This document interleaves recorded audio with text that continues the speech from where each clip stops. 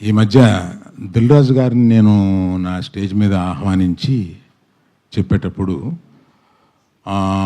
నేను రామ్ చరణ్ని తగ్గించాను అన్న ఒక అభియోగంతో నన్ను చాలా ట్రోల్ చేశారు. మీ అందరికీ తెలుసు. దాని మీద సీనియర్ విలేకరి గారు నన్ను ప్రశ్నిస్తే మిగతా అందరూ ఆ సందర్భం కరెక్ట్ కాదని నేను మళ్ళీ చెప్తానండి, ఇప్పుడు వద్దు, ఇప్పుడు నేను కామెంట్ చేయలేను అన్నాను.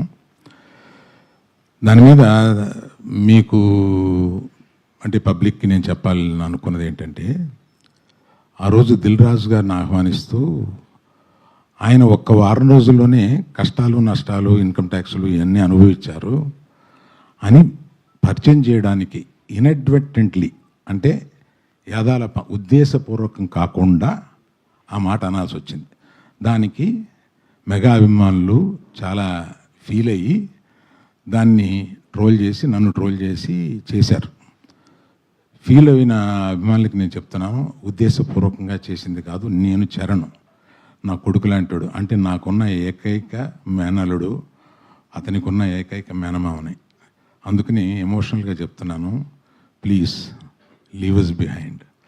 చరణ్కి నాకు ఉండే ఒక రిలేషన్షిప్ ఇస్ ఎక్సలెంట్ రిలేషన్షిప్లో ఉంటాం మేము.